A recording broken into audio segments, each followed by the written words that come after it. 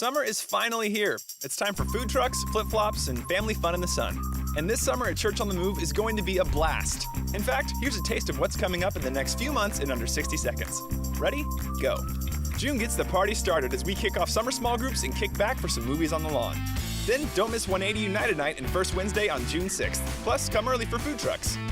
Next, it's time for high fives and hugs on Father's Day weekend, June 16th and 17th. Socks and sandals not included. On top of all that, we've got a fantastic lineup of guest speakers all month long, so you won't want to miss a week. But wait, there's more! July keeps the party going with our anniversary lawn party. Happy birthday to us! Come early and stay late for games on the lawn and food trucks. Did we mention that we love food trucks? Because we do. After that, throw the fam in the van on July 11th for 180 United Night and Second Wednesday. Wait, Second Wednesday? Is that right? Yeah, that's right. First Wednesday would have been the 4th of July, and we had to blow some stuff up. Gotcha. Hashtag priorities. Check out summer.churchonthemove.com to stay up to date on what's happening all summer long. And come hang out with us this summer at Church on the Move. How's my time? Nailed it.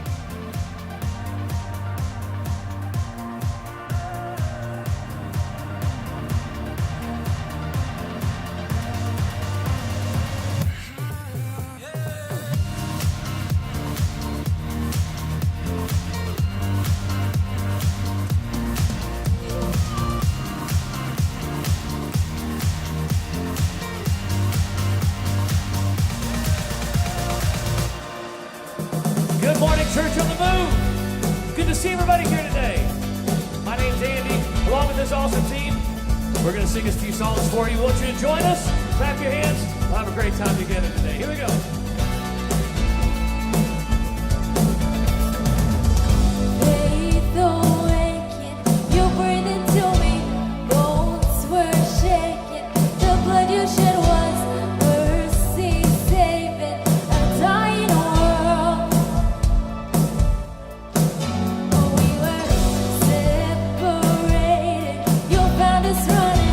Broken hearted, but now we are your sons.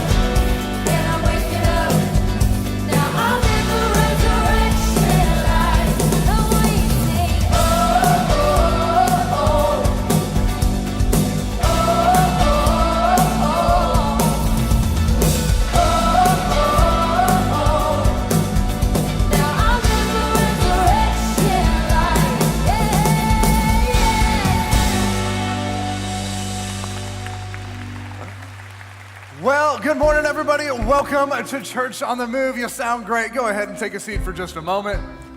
So glad that you've joined us this morning. My name's Andrew. I'm the Kids on the Move pastor. And man, I am so excited to be hanging out with you guys, especially if you're here for the very first time. Man, if it's your first time to Church on the Move, I hope you're starting to get the feeling, the sense that we're a people that are excited and thankful for what our great God has done for us. And if you are here for the first time, we would love to be able to meet you, to properly introduce ourselves.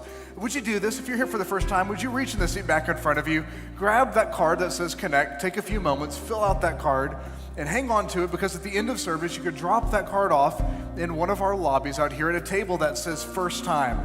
If you go out there, we'll be able to meet you. If you hear a little bit more about your story, we've even got a gift for you if you take a moment to fill out that card.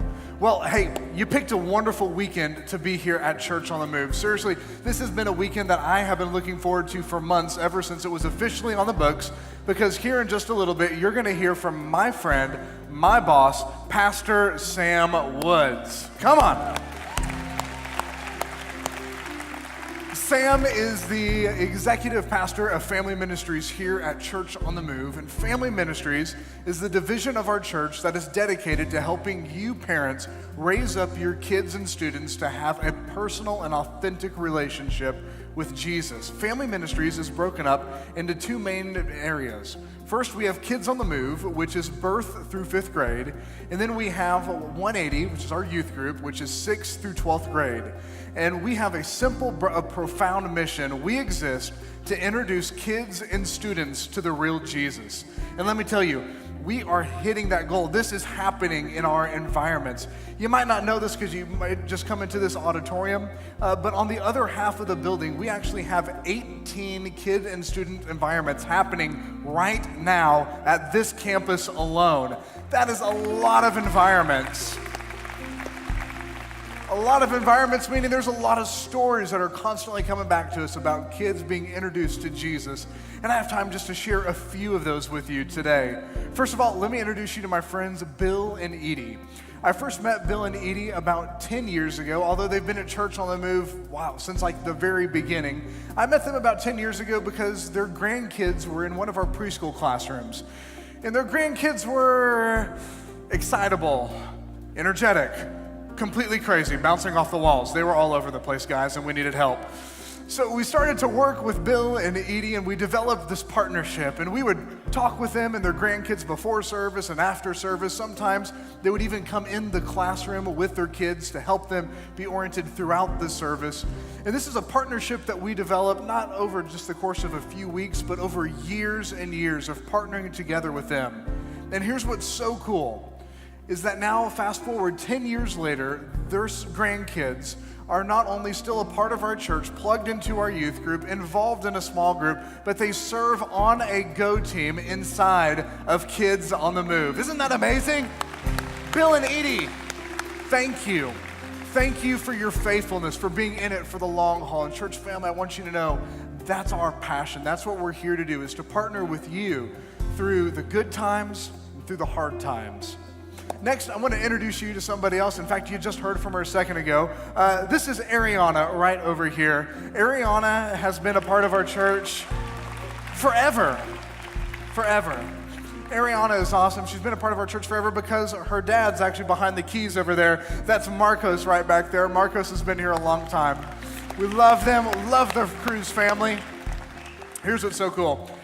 You can tell that Ariana probably has some music just kind of running through the blood, right? It's just a part of their family. And she's been involved with music all of her life, but a couple years ago, this became real and personal to her. You see, Ariana had the opportunity to go on one of our 180 missions trips, and she went to Belize. And when she was at Belize, in true missions trip style, the church that we were partnering with asked our teenagers if they would put on the entire worship service that evening for their adults. Being a group full of teenagers, they said, sure, let's do it. So they start to ask around, who can play drums? Can anybody sing? Can anybody preach? And Ariana raises her hands and says, yeah, I think that I can sing. I'd like to try that. So a couple hours later, our teenagers put on this service, and we've got a picture of her leading worship in Belize. And it was in that moment that something clicked on the inside of her. We would say that God revealed something to Ariana, that she had a discovery moment, that the music was a God-given gift that he had given to her. And over the last couple of years, she has been honing that gift, using that skill to bless our kids, our students, and she just crushed that last song. Would you give it up for Ariana? We love you. Thank you. Here's what I want you to see. No Grow, Discover, Go isn't just something that happens in this room. No Grow, Discover, Go is happening in our kid and our student environments. I've got one last shout out, and this goes to a group of people that I love. They're practically family to me. It's our Kids on the Move team. Got a picture that we took a couple days ago. We were getting ready out at Dry Gulch. We put on all of the chapel services. We're getting ready to host about 4,000 kids over the course of summer. In fact, starting tomorrow, we'll be out there. And as we were talking this last week, talking with our Kids on the Move crew, you can tell just by looking at the picture, we've got a young crew, and that's intentional.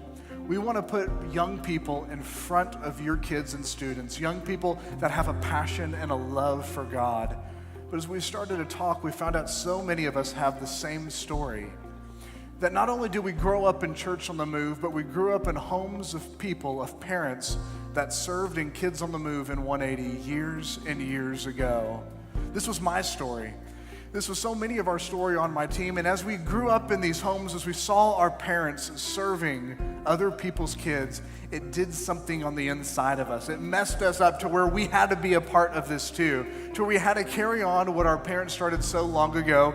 And that's why we get to do what we're doing today. It's because we had so many parents, so many people, so many of you came before to lay the groundwork, the foundation for Kids on the Move in 180. And I just want to say thank you so much to all of you who have served. And if you are serving right now in our kids or student environments, if you're involved in family ministries, I want to recognize you. I want to honor you. I want you to stand up on your feet. If you serve in Kids on the Move or 180, would you stand up to your feet? Would you give it up for these guys? Thank you. Thank you. Guys, I love you. I'm so proud of you. Thank you for what you do. Everybody, would you stand up to your feet right now? Here's what I want you to know. Today's service is not just for parents. This is for everybody. We've got a generation that needs Jesus, and it's not just on a select few to make that happen. As a church family, as a church body, this is all of our responsibility. And so I'm so excited for you to hear from Pastor Sam here in just a little bit. We've got a couple more songs for you before that, though. Would you do this? Would you turn around, slap somebody a high five, tell them you're glad they're at church today?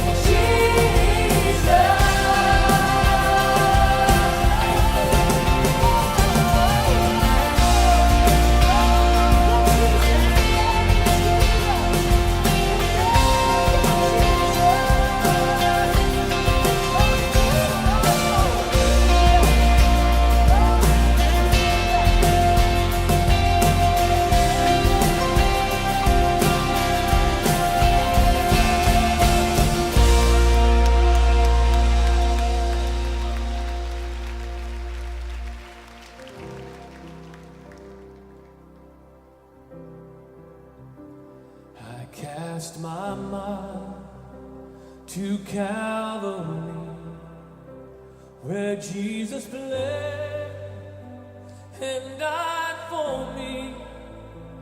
I see his wounds, his hands, his feet, my Savior on that cursed tree.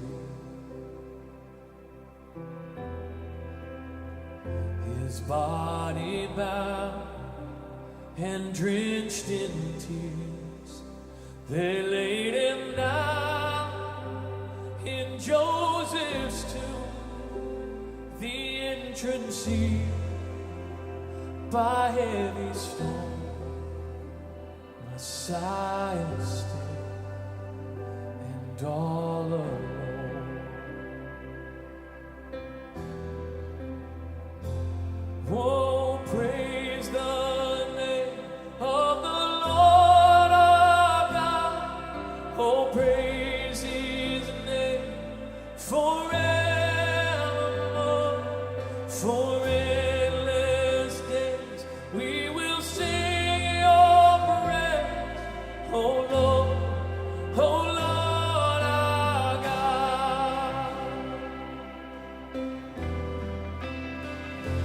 On the third, at break of dawn, the Son of Heaven rose again. Oh, trample death, where is your sting?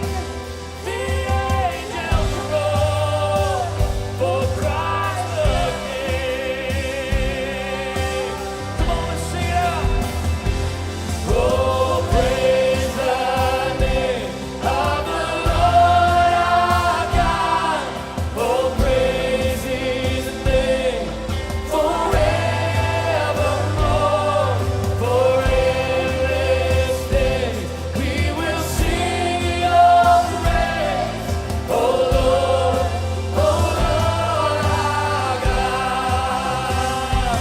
Oh, praise the name of the Lord our God. Oh, praise his name forevermore. For endless days we will sing your praise. Oh Lord our God.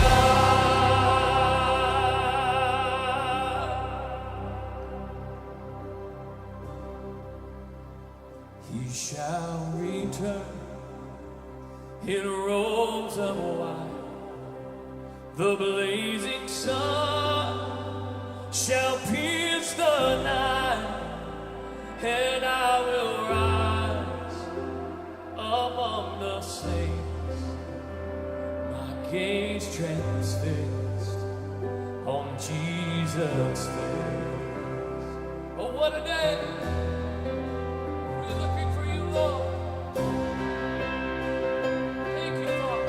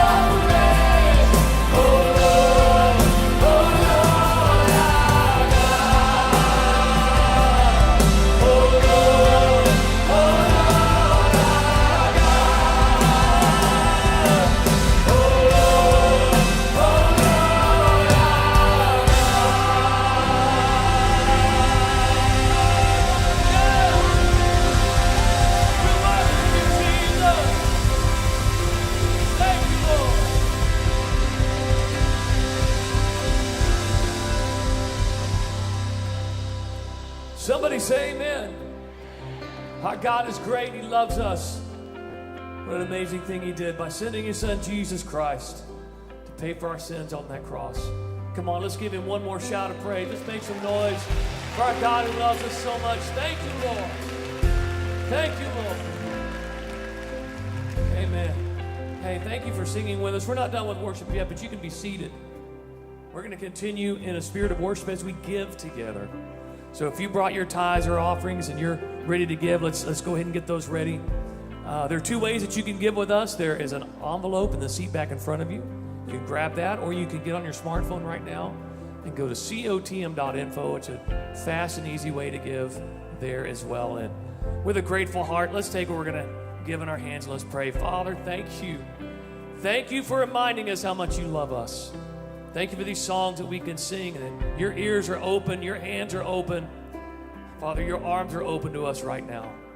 Thank you for being a loving Father, calling us your sons and your daughters. What a privilege it is to be able to give back to you some of the good things that you've already given us. Father, take these tithes and these offerings, help us to reach more and more people with the gospel, the good news of Jesus Christ. It's in that beautiful name everyone said, amen.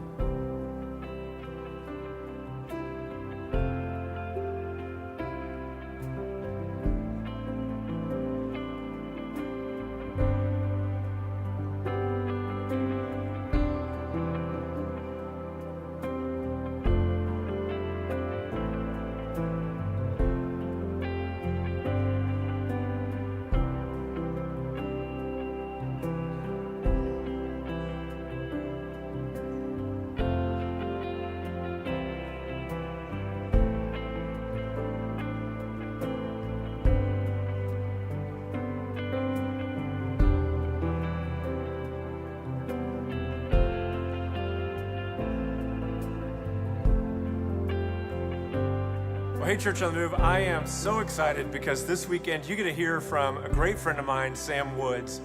Sam has been on our staff for a number of years. He served in our student ministry, but just recently he's really kind of stepped into a significant leadership role for us. He is leading all of our kids in student ministries. He's on our executive leadership team, and he's an amazing leader. But what I love more than anything about Sam is his passion for reaching the next generation, for reaching the families, our families, at Church on the Move. And so I asked him to come this weekend to share what's on his heart, what God's put on his heart for how we're going to introduce our kids and students to the real Jesus. I can hardly wait for you to hear what he has to say. And so I want you to lean in and really listen, because this is an important message of reaching this next generation. And so would you welcome with me to the stage, Sam Woods.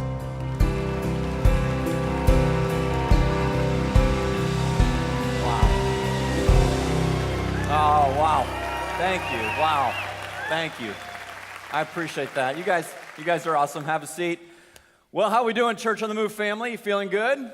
Feeling good? It's great to see you. Thank you so much for hanging out with us, for being here. Whether you're in this room here at our Central Campus, maybe you're watching up at 180, or at our South Campus, perhaps you're watching online.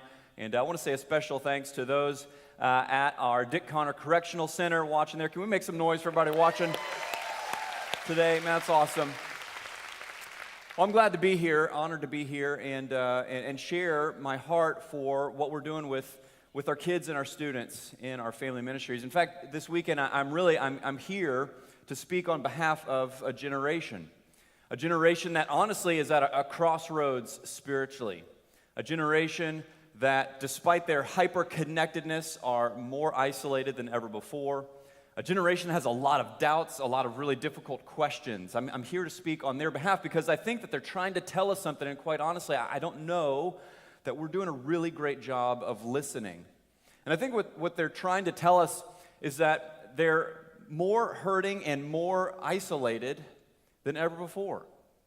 I think that they're in a lot of pain, and they do a great job of masking it up and covering it up, but they're actually hurting, and they're alone, they're isolated for a variety of reasons, which we'll get into some of that. In fact, in the line of work that I'm in, I do a lot of research, a lot of studying on this generation, what is known as Generation Z. These are kids that were born between 1995 and 2012. These are the kids that are in our environments right now. These are kids that are in our schools right now, our universities right now. And recently I came across some alarming statistics. USA Today posted this article and said that they surveyed 20,000 Americans, and this generation, Generation Z, is the loneliest demographic in America, even more lonely than the elderly. They are so alone, which is crazy because they're really connected, right? I mean, they got like thousands of friends on Facebook or Instagram or Snapchat or any other social media platform, but they're alone. 1 in 10 teenagers say that they don't have any friends in real life, that everything is online. Then 32% say that they are alone most or all of the time.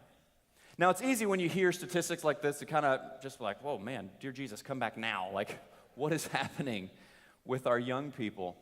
And I think it would be easy to sort of jump to a couple conclusions, all right? So I kind of want to point these out as we move forward, because throughout the rest of the message, I'm going to be sharing some statistics and some stats and studies on this generation. And if you're a parent here, I think one sort of ditch that you could maybe jump into is this one right here, that my kids would never insert unthinkable behavior. Right? My kids would never do that. They would never lie or cheat or steal or look at inappropriate material or content. They would never have suicidal thoughts or feel depressed. That would never happen to my kid. Now, as a parent, I get it. I want to assume the best of my kids as well. But if you would please, just for the remainder of this message at least, would you suspend this line of thinking just for a moment? Because what this line of thinking really does is it kind of puts you in sort of a parental coast mode, if you will. I mean, think about it. What reason, what motivation would you have to investigate their social media accounts if you had this line of thinking? What motivation would you have to kind of really investigate their friend groups, who they're hanging out with and spending their time with, if you think that they would never do anything wrong? In fact, let's just be real. All of us, myself included, we're just one decision away from ruining pretty much everything, right? So let's suspend this idea that my kids would never. Now, I think more generally speaking, when we hear these statistics and all these things that's going on with this generation, I think we kind of get into sort of panic mode, right? It's like batten down the hatches, circle the wagons, hide your kids, hide your wives. Like, it's like it gets kind of crazy, right? And I think what we're sort of pushing at is, how do we keep them safe? Right? That's kind of maybe the internal question we would ask. How do we keep our kids safe? If they're really struggling with all this stuff, how do we keep them safe? It's a good question. It's a valid question. I think it's certainly one worth pursuing. But I think that there's an even more important question that all of us need to be asking with this generation. And it is simply this: how do we introduce this up-and-coming generation to the real Jesus? How do we do that? That's the question I'm most interested in, because quite honestly, friends, safety won't save your kids. Moral behavior won't save your friends. More education, more programs, more church attendance, none of that will save your kids. You want to know what will save them? Jesus saves. Jesus is what saves. And so this is the question that I personally and our team at Family Ministries are so invested in answering. So the question naturally is, how do we answer that question? How do we introduce this up-and-coming generation to the real Jesus? I believe that we need to begin with the end in mind. In other words, what person are we trying to produce? By the time they come up through Kids on the Move and through 180 and they graduate out of high school, they leave your home, what is the product, if you will? What type of person are we trying to shape and mold? Who do we want them to be? Not what do we want them to do? Two different questions. Who do we want them to be? There's a lot of options. I spent some time thinking about, okay, well, that's a really good question. Actually, preparing this message forced me to really dial it in. Like, what are we trying to produce when they come up through our kids' environments in every phase, all the way through 180? What do we want them to be? Here's what I would say. We want our kids and our teenagers to be people who have met the real Jesus personally, that they're living a surrendered life, that they're planted and rooted in the local church where they can walk out their faith in community, discover their purpose, and use their gifts to make a difference in their world. That's what we want. That's the bullseye. That's the target. We want them to have met the real Jesus personally, not on borrowed faith from mom or dad. We want them to know Jesus for themselves. We want them to live a surrendered life. Here's what that means. The Bible's very clear that Christianity, not easy. It's the road less traveled. It requires that you take up your cross daily, that you come to the end of yourselves and you say, hey, you know what, Jesus, I give you all of me, not just part of me. We want our kids and our students to have that realization that Christianity is not just an easy thing to do. It's tough, but it's rewarding, and it's fruitful, and it's prosperous for the well-being of their soul. That's what we want.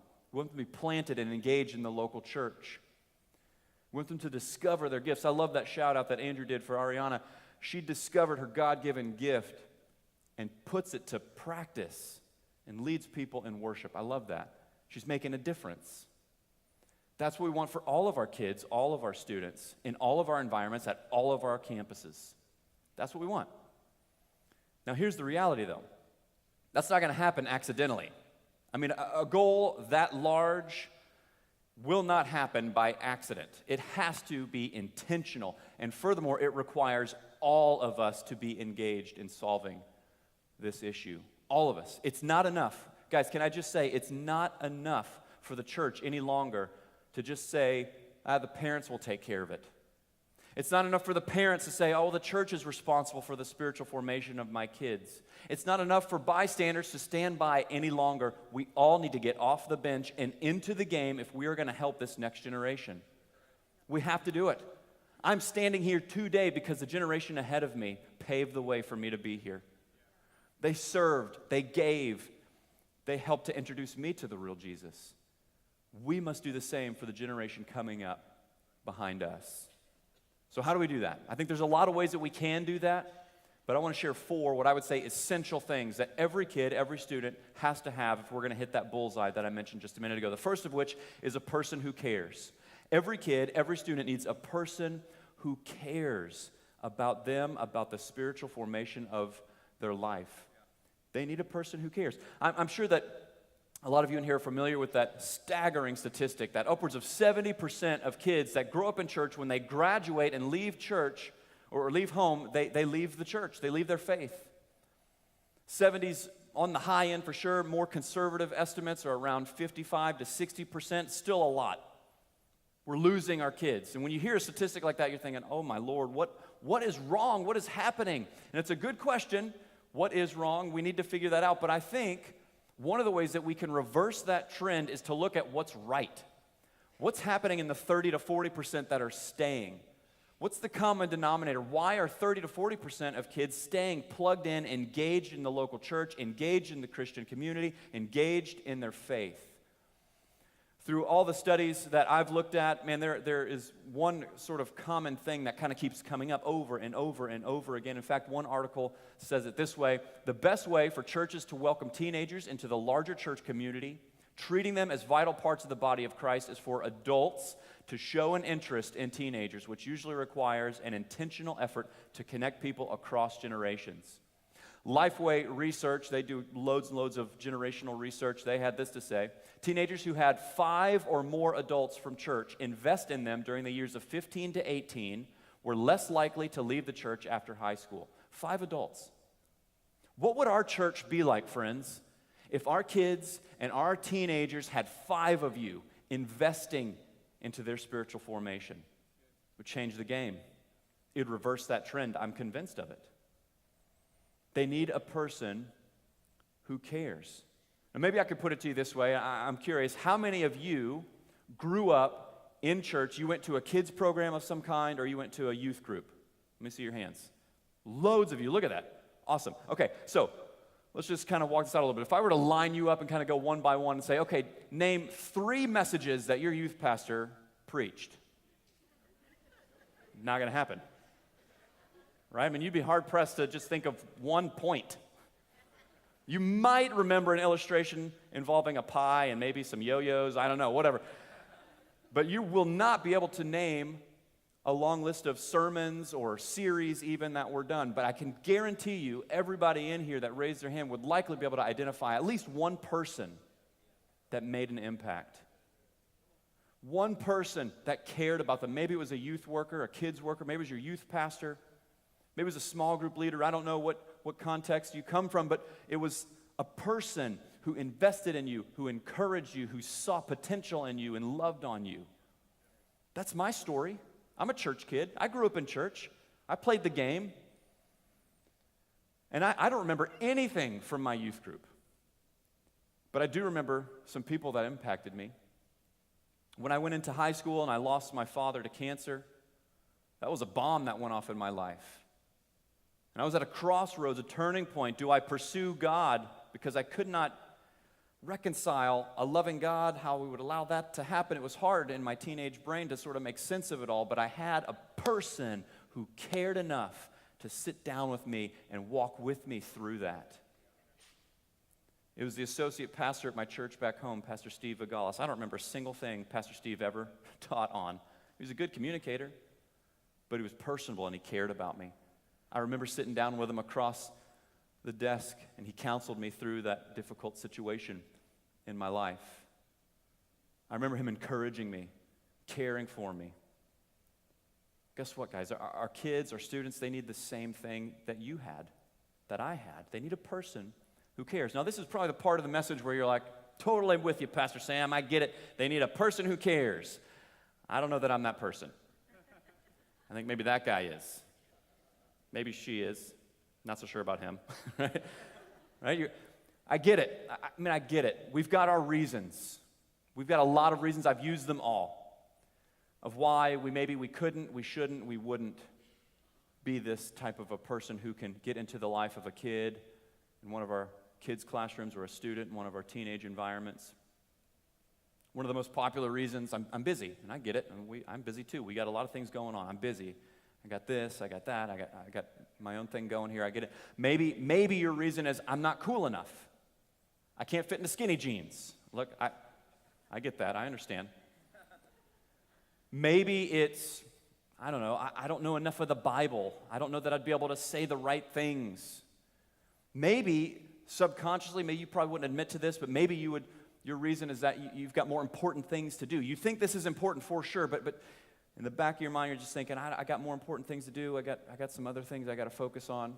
I get it. I get all of that. And I'm not here to throw shade, cast any judgment or anything like that. I want to just challenge our thinking a little bit, because I think sometimes we take these reasons and we assume, we kind of take the posture of, you know what, let me think about it. I'll pray about it. And if God says yes, then I'll take that step. What if we reverse that? What if we just go ahead and take the step? And if God says no, he'll tell you no. Let's just reverse it. I want to share a story with you from the book of Mark. Mark was a real person.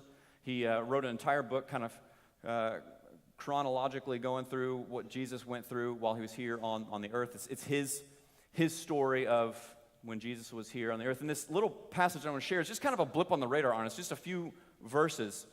But I love this story because it really showcases Jesus' heart for the marginalized, but in particular for kids. It's found in Mark chapter 9, verses 33 through 35. Here's what it says. So they were traveling, he and the disciples, and as they came to Capernaum, and when Jesus was in the house, he asked them, "What were you discussing on the way?"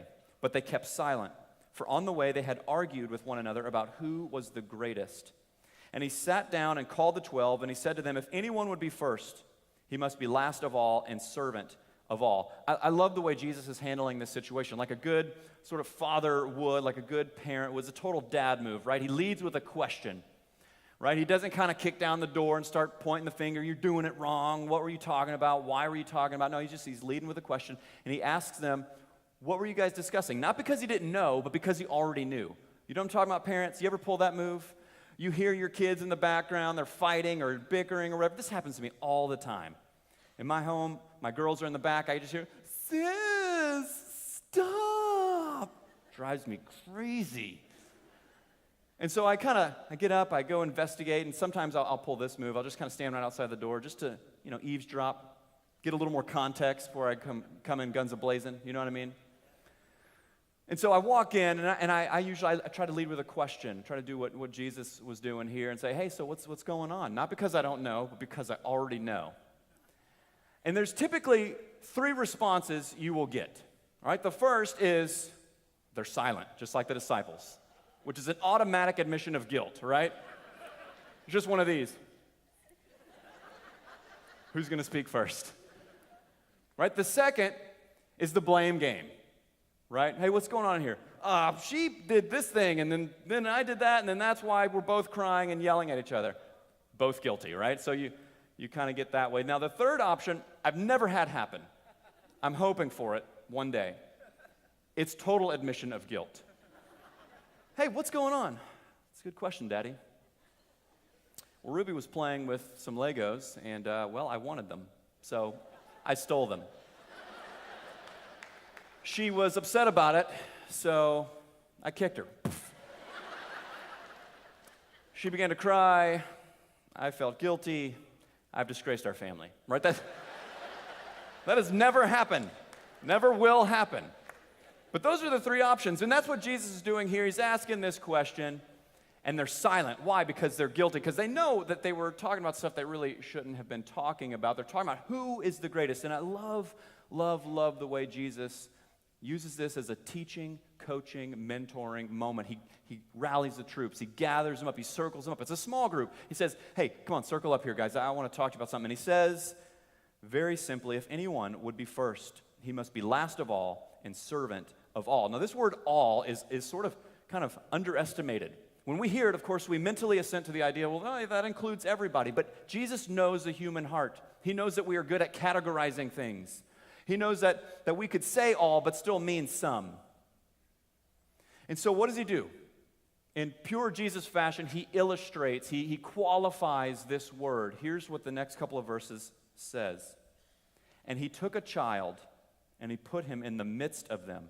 And taking him in his arms, he said to them, whoever receives one such child in my name receives me. Think about this. Just kind of go there mentally, get this image in your head. They're in a circle, right? Jesus is talking to him. And he gets this kid who's on the margins, who's outside. And where does he place him? What position does he put him in? In the midst of them, front and center. And then he takes him in his arms and he lovingly says, whoever receives this kid receives me. Whoever accepts him accepts me. Now, why is this important? Jesus is trying to prove this point here, that true greatness is found in taking the marginalized and caring for them.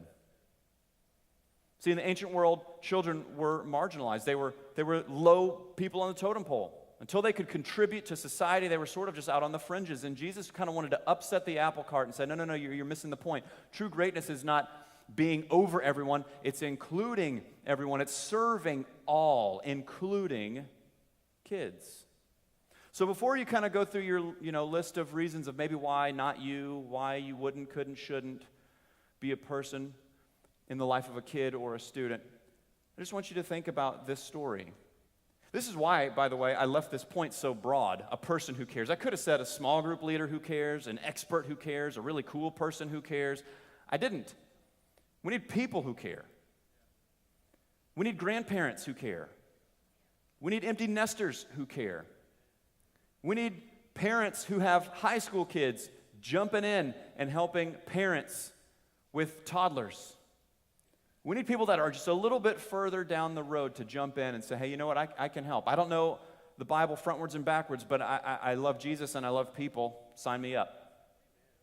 And if you are kind of in that boat where you're like, okay, man, I do, I'm interested. I want to check this out. You got to get in Next Move. That's where you find out how to get in the game. Get into Next Move. Get on a Go team. Jump in a kid's environment, a student environment, and love on some teenagers, love on some kids, love on some elementary kids. They need a person who cares. The best chance for this generation to meet the real Jesus personally is to have strategic relationships with adults who have already met him. That's the first thing. The second thing they need is a safe place to belong. They need a safe place to belong. Now listen, as an adult, we get it. The real world is hard, isn't it? And it's hard. We got a lot going on. We got work to manage. We've got, bosses that we got to deal with. We've got mortgages, double mortgages, bills. We've got, to provide food on the table, all this stuff. We've got to raise kids. We've got marital relationships to sort of manage. We've got all kinds of stuff that we have to go through and manage in our adult lives. Now, here's something that I think happens, and I don't think we do it with any malicious intent, but I think, unfortunately, what we do is we look at our experience And then we compare it to this experience that maybe a kid or a teenager has, and we think, they're just kids, they'll get over it. They don't know what the real world is like.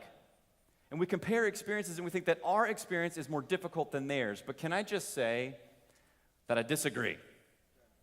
In fact, I think that what kids and especially teenagers have to go through is in many cases more difficult than what we have to go through. Because they don't have any recourse for a lot of the situations that they find themselves in, for the stress that they have on their plate. They've got the odds sort of stacked against them in a variety of ways. I want to share just a few of you. Number one, hand-me-down stress. What's that? Hand-me-down stress. Do you and your spouse, you fight about money a lot? You fight about different things in your families. There's tension in your home. Guess what? Your kids feel it. Whether you realize it or not, you've handed it down to them. Even if you do it behind closed doors, they can sense it. Kids are intuitive. They can feel it. They can feel the heaviness. And you want to know what? A lot of them blame themselves.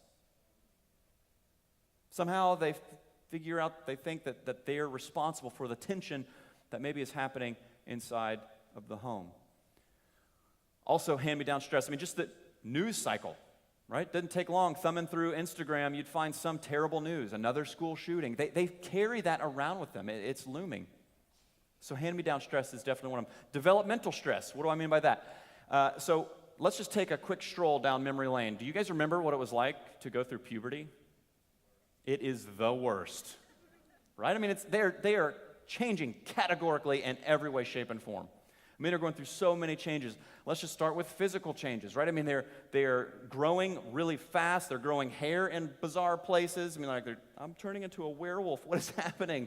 It is a weird time of life. They are changing so rapidly. They're changing emotionally. And this isn't just true for girls, it's true for guys and girls. Their emotions are all over the map, but we see it especially with young ladies. I mean, I work with teenagers a lot, so I see this instant change on a dime emotionally. I'll be talking to a teenage girl, she's like, oh my God, this is the best day ever, I hate you. Just like that. It is scary. It is scary and it is real. But they're changing, and they can't control it. It's out of their control. It's all happening internally. Then there's all the mental changes that they're going through. Now listen, I'm no doctor, but I've read enough of this stuff to know what's kind of going on in their brain. During the adolescent years, their brain is literally being pruned. Like synapses are getting trimmed away, impairing their decision making. Parents, have you ever said, what were you thinking? They're not thinking. Like literally, it impairs their decision making in this phase of life. They're going through so many changes. In fact, another thing that happens in this age range is they sort of develop their own personal fable. And here's what that means, that they are unique and no one could possibly understand what they are going through. That's real. Another thing that they do is they sort of create an imaginary audience, meaning that everyone notices everything. I was talking to a parent recently about some of this, and she said that one morning her son was getting ready for school, and he's got like a cowlick in the back of his hair. His, hair kind of sticks up a little bit, and he tried everything. Man, he was using like the Axe hair goop or whatever, hairspray, whatever he could do to kind of get it, and it just would not, the hair would not stay down, just kind of kept sticking up. He was kind of stressing out about it because he was running late for school and all that. And so, mom kind of tried to console him, say, honey, it's okay. No one's going to notice. He turned to her so quickly and just said, everyone's going to notice, and then stormed off. They feel this, and it's stressful to them. So there's developmental stress, hand-me-down stress, then there's performance stress. Now, sometimes this is brought on by themselves. Maybe this is brought on by the culture of the home that they grow up in. Maybe it's the culture at large, but they feel the pressure to make the grade, make the team, get the scholarship, go, go, go, be perfect at all cost. And that's stressful. In fact, it has been recorded that oftentimes they use social media as kind of an ongoing living resume. That they feel the pressure to kind of look and appear perfect at all costs, which of course leads to the next stress, and that is social stress. So they feel the pressure to feel perfect at home, but they also feel the pressure to feel perfect for all the world to see with social media. It's changed the game. There's a book called The Happiness Effect by Donna Freitas. It's an incredible book. I want to read a quote from that book to you. kind of long, so bear with me, but I just pay attention to the content here because it really paints a picture of what's going on with the whole social pressure. It says we become good at hiding. We learn to excel at it, and society rewards us for these walls that we've constructed with likes and shares and retweets.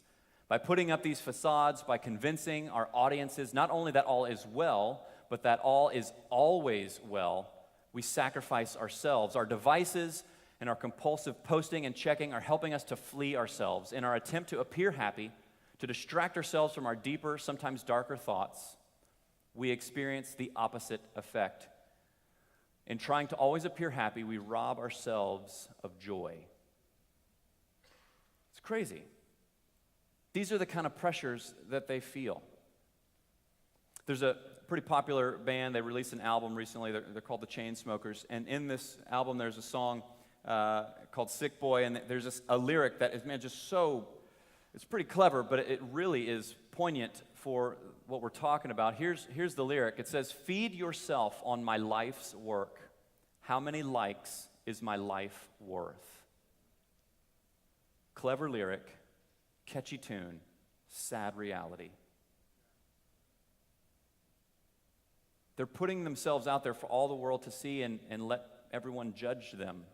So there's a pressure to all of that. So what does all this mean? All of this pressure, when you kind of compile the developmental pressure, the stresses of kind of the phase of life they're in, the stress of social pressure, the stress of, just performance, all this stuff, basically you're creating a recipe for emotional fragility shrouded in projected happiness and strength. This is why we're seeing a major rise and increase in depression and suicide. Did you know 33% of teenagers lie about having suicidal thoughts? That's not a fun one. Suicide among teenagers has tripled since 1960. Tripled. Over 5,000 suicides a year for teenagers. They need a safe place to belong. They need a safe place where they can take the mask off and be real, be themselves. They need a safe place where they can share their struggles, their stories, their secrets, their doubts, their questions.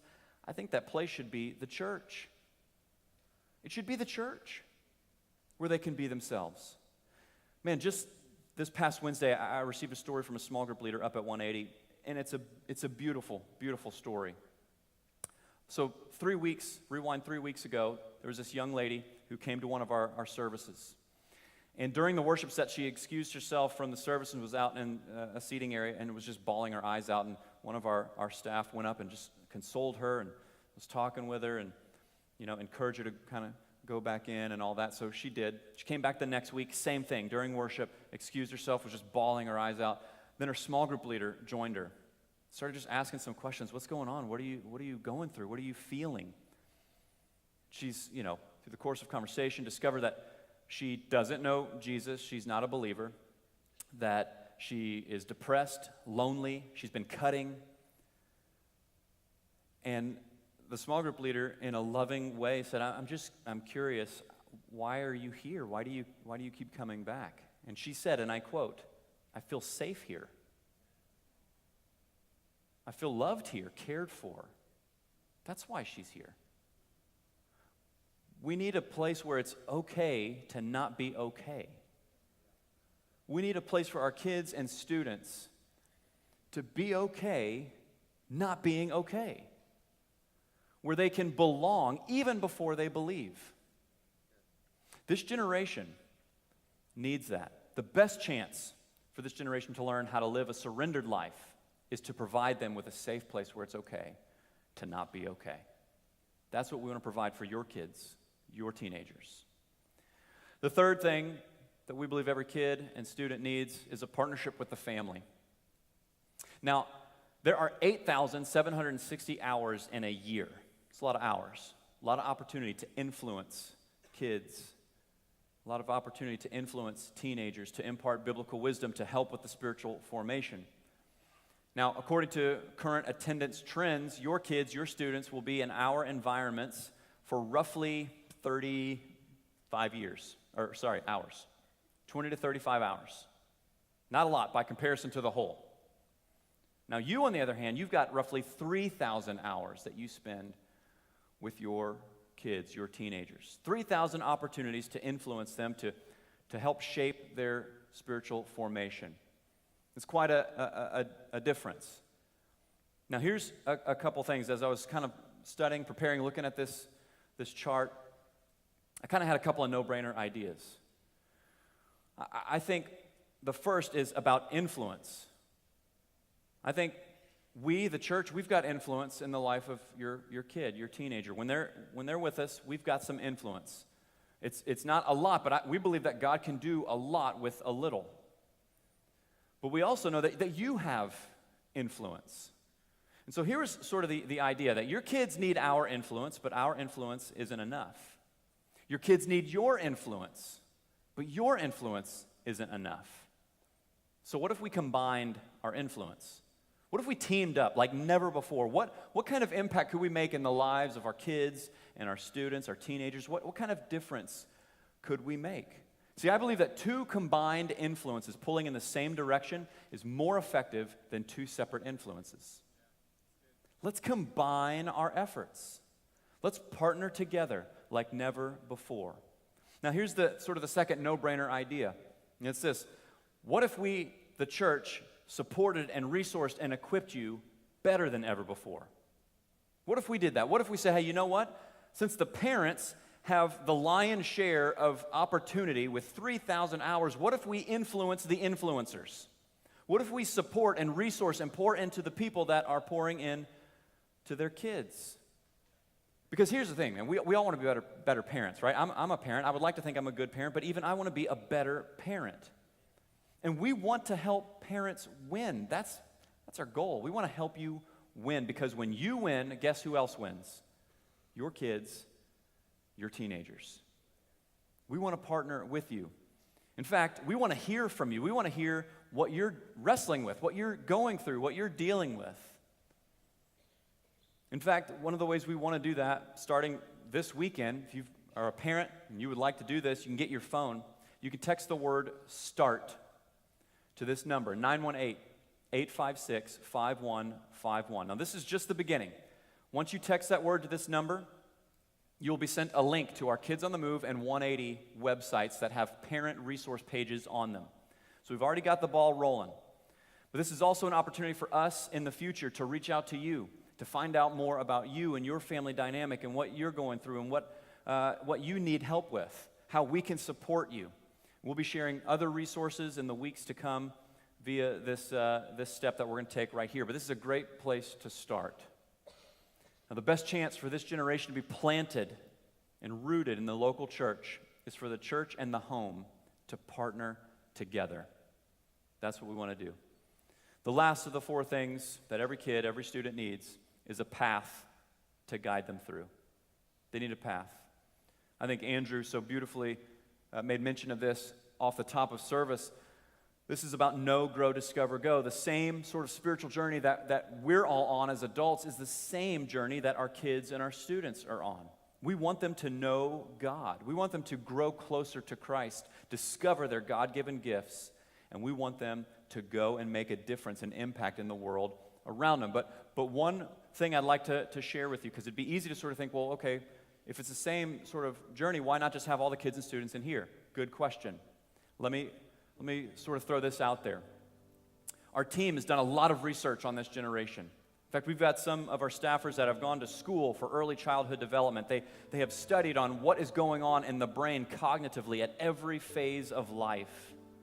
And then we've taken all that information, all that data, and we have used it to tailor-make our kids' environments, our student environments, so that we can reach them right where they're at in the phase of life that they're at. And so I'm not saying that if your kids or students come into this auditorium and hear from any of our speakers that they're not getting anything out of it. I'm sure that they are. But if I could just encourage you, we've dedicated our lives to learning about your kids. And although we're not perfect and we've got a lot of room to improve for sure, we believe that what's best for them, what's best, the best chance for this generation to walk out their faith is for a caring adult to help them identify their next step and challenge them to take it in their specific phase of life. And so I would just encourage you, if you've got kids or students, if you know of family members that have kids or students that aren't in church, get them to church. Encourage them. That might be their next step, to come to church, to get into one of our kids or student environments, and to be introduced to the real Jesus in a way that they will understand and be able to grasp so that they can take their next step on their spiritual journey, because we all have a next step. Guys, I believe that if we're going to hit that bullseye that I mentioned off the top, that our kids and our students, this generation, they need a person who cares, a safe place to belong, a partnership with the family, and a path to guide them through. If we can get those things working and humming, I really believe we can reach this next generation for Jesus. We can introduce them to the real Jesus. Do you agree with that? All right. Let's pray. God, we sure love you. Thank you for your son, Jesus. Thank you for what we get to be a part of here at Church on the Move. Lord, thank you for this next generation. Although we're seeing some discouraging trends, Lord, we believe that if we provide our families and these kids and students with a person who cares, a place to belong, a partnership with the family, and a path to guide them through, Lord, we will see life change from the inside out. Not just behavior modification, we'll see lives changed from the inside out. That's what we want. Lord, today, all over this auditorium, at our other campuses, there are no doubt people that need to take a next step as well. For some of them, it might be to get on a Go team. For some, it might be to go to Next Move. For some, it might be to get baptized. But Lord, for some, it might be to meet the real Jesus. So Lord, I pray that you would help me to find those people and to lead them into a relationship with you. So right now, with your eyes closed, your heads bowed, I'm going to say a prayer. We call it the believer's prayer. And if you're ready to meet the real Jesus, I just want you to repeat it loudly. And the rest of us, we're in full support, and we believe in you and what you're going to do. So we're going to pray it together. So would you repeat this after me? Heavenly Father, thank you for your son, Jesus. Thank you that you sent him to this earth to live a life I could never live, to die a death I deserved to die, but was raised from the dead, victorious over sin, defeated death so that I might live. Jesus, I ask you to come into my life, to change me from the inside out. And it's in your precious name I pray. Amen. Hey, can we make some noise for those people that said that prayer for the first time? Maybe the first time in a long time. We're proud of you. We're for you. We love you. Right now, I'm going to turn it over to Andrew. Thank you guys so much. Love you guys. Would you give it up for Sam? Thank you, my brother. Thank you. Hey, just a moment ago, if you prayed that prayer, if you made that commitment to follow Christ, got a next step for you. Here's why. Because following Christ was never meant to be something that you do on your own. It's just something that we should do together. As a church body, as a church family, you need somebody in this walk with you, and we want to be able to help you out. So if you just prayed that prayer, if you made that commitment, would you reach into the seat back in front of you? Would you grab that Connect card? Take a moment and fill that out. And here's the important part. Take that card out into the lobby as you leave. There's a table that says, I have decided. That means I've decided to follow Jesus. Would you take that card to someone at that table? There's somebody that's going to be able to meet with you, answer any questions that you might have. If you need a Bible, if you need resources, we're here to hook you up more than anything to help build a relationship with you as you start this walk with Jesus. Would you take a moment to grab that card? Others of you in here, your next step is what Sam mentioned just a little bit ago. You felt God throughout the service tapping on the door of your heart. It's time for you to get plugged into a kid or a student ministry. If that's you, your next step is to go to Next Move. Before you serve, you got to go to Next Move. Next Move happens during all of our regularly scheduled services. So next week, when you show up, instead of coming into this auditorium, you can go to the Next Move, which is just behind these risers right over here. That might be your next step. Hey, here's the deal. We got a couple announcements. This Church on the Move, we've always got stuff going on. And this upcoming Wednesday is our first Wednesday. This is something that we do at the beginning of every month. Our first Wednesday of the month, we gather all of our campuses together right here in this auditorium to celebrate what God is doing in the life of Church on the Move. And this upcoming first Wednesday, I'm pumped about this because our speaker is going to be our very own founding pastor. Pastor Willie George will be in the house. Come on.